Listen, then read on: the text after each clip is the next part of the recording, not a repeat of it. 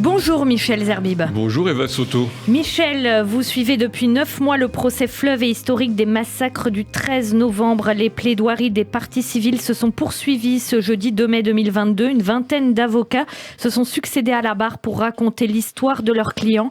Des survivants des attaques du Bataclan, des terrasses ou du Stade de France, mais aussi des familles endeuillées lors de ces attentats ou qui doivent aujourd'hui épauler l'un de leurs proches traumatisés par cette terrible soirée.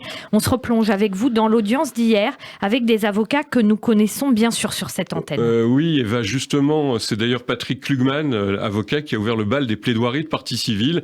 Je plaide pour Paris, a tonné avec fierté l'ancien président de l'UEJF. Les attentats n'ont pas eu lieu à Paris, mais contre Paris, fier de défendre sa ville. L'avocat a rappelé que la capitale a été frappée dans ses entrailles, dans ses artères, dans sa jeunesse. D'ailleurs, les terroristes, dit-il, l'ont décrite comme la capitale des abominations et de la perversion. Patrick Klugman s'est adressé aux accusés. Vous avez perdu, vous avez voulu nous tuer, mais nous sommes de ce côté, debout et ensemble. Le but, Eva, de cette plaidoirie était de faire admettre, en l'occurrence, Paris comme partie civile.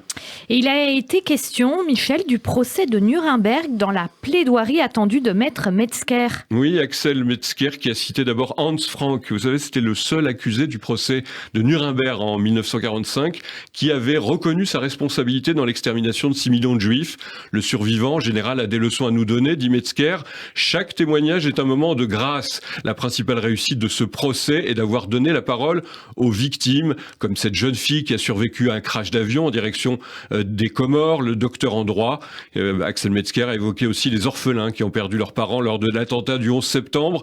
On sent qu'il veut inscrire le 13 novembre dans la grande histoire. Espérons qu'un mémorial du 13 puisse voir le jour, a encore dit Maître Metzger, qui voulait nous parler d'un survivant, le parcours d'un évadé du Bataclan. C'est son client qui a, on le voyait sur une vidéo, courir dans le passage Amelot et dans ces circonstances qui apparaissaient la plus longue rue de Paris.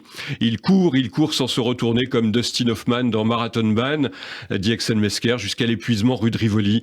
Il attendra 24 heures pour raconter l'histoire à ses parents, à sa petite sœur, qui font bloc aujourd'hui avec lui, sont des victimes à part entière. Pour lui, en tous les cas, pour l'avocat, le gouvernement doit dissoudre le fonds de garantie et tout recommencer.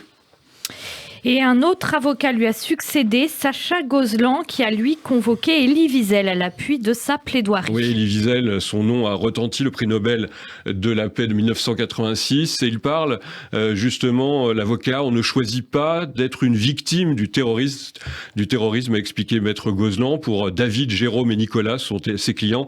Dans les années qui ont suivi, ça a été l'isolement, les paroles maladroites qu'ils ont entendues et la difficulté de reprendre une vie. Ces trois clients ne voulaient pas s'exprimer à l'audience et je n'avais pas prévu de prendre la parole non plus, a dit l'avocat, mais j'ai repensé à un survivant des camps de la mort qui est décédé récemment, Elie Buzyn, et qui disait aux gens qu'ils devaient, devant qui il parlait, vous êtes les témoins des témoins.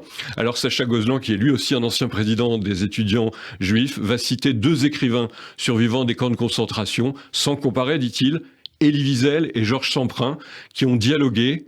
Et cette phrase, se taire est interdit, parler est impossible. Comment faire pour dire ce qu'il faut? Le jeune avocat s'est adressé à la cour pour conclure.